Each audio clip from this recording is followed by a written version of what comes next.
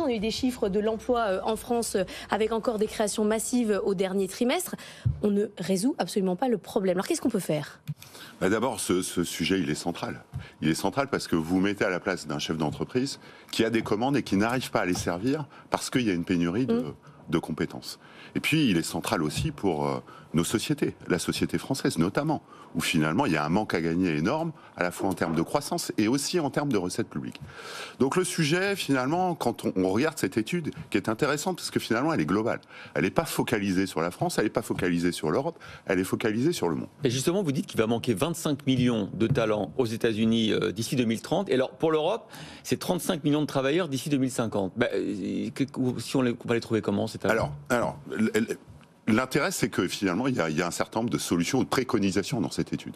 La première, c'est comment on passe d'un secteur qui va devenir obsolescent ou des compétences qui vont devenir obsolescentes vers des compétences dont on a besoin. Par exemple, le meilleur secteur, exemple, c'est l'automobile. Aujourd'hui, on a évidemment des personnes qui travaillent sur les moteurs thermiques. De plus en plus, on va passer à l'électrique ou à l'hydrogène. Donc on voit bien comment on arrive à créer ces passerelles. Ça, c'est le premier point. Le deuxième point, c'est le sujet de l'investissement, de la montée en compétences. On sait finalement les compétences dont on va avoir besoin. Digitalisation de l'économie, compétences relationnelles. Et donc là, il faut investir évidemment massivement. C'est un sujet vraiment de société. Il y a un autre impératif dans votre étude, c'est de travailler plus. Surtout en France, où on voit le taux d'activité est beaucoup plus bas que dans les autres pays. Le taux d'activité des plus de 55 ans est très bas aussi. On ne travaille pas assez. Alors finalement, on travaille. Ah bon ? On n'a jamais autant travaillé. Quand on regarde le taux d'emploi, je rappelle le taux d'emploi, c'est finalement les personnes qui travaillent versus les personnes en âge de travailler.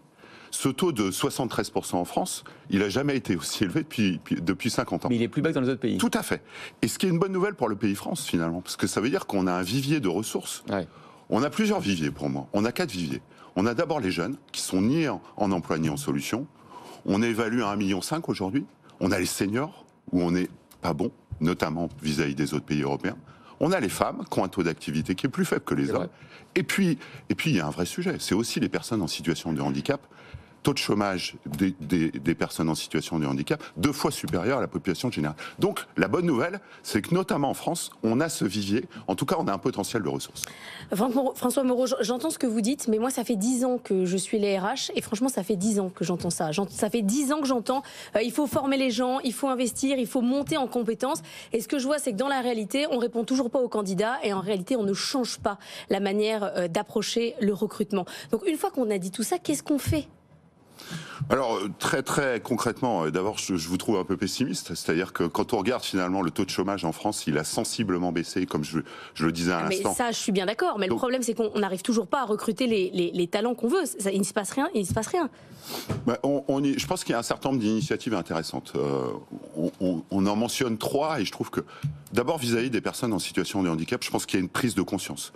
On parle là de vivier disponible sur l'employabilité, sur la mise à l'emploi des personnes en situation de handicap. Premier élément. On a monté, nous, une jeune venture sociale qui s'appelle Cliff, avec aujourd'hui 3 agences, une volonté de se développer. Et dans notre, finalement, proposition de valeur, c'est pas simplement de mettre les gens à l'emploi. C'est de préparer à la fois ceux qui vont partir en emploi et ceux qui vont les accueillir. Et ça, je pense que c'est fondamental. Donc ça, c'est aujourd'hui des résultats très concrets, une prise de conscience en disant oui, ces personnes en situation de handicap, il n'y a aucune raison qu'il y ait un taux de chômage 2 fois supérieur. Comment on les accompagne ? Première idée. Ensuite, on a, je pense, une vraie responsabilité. On ne peut pas être la 6e puissance économique du monde et avoir ce vivier de jeunes ni en emploi ni en solution. Il y a quand même une volonté avec le PIC, le plan d'investissement de compétences, avec des moyens extrêmement importants annoncés par Olivier Dussopt au mois de septembre dans le cadre du plein emploi. Et puis on a les seniors. Et les seniors, là aussi, il y a un certain nombre de réalisations extrêmement concrètes sur comment on les forme et comment on les recrute derrière.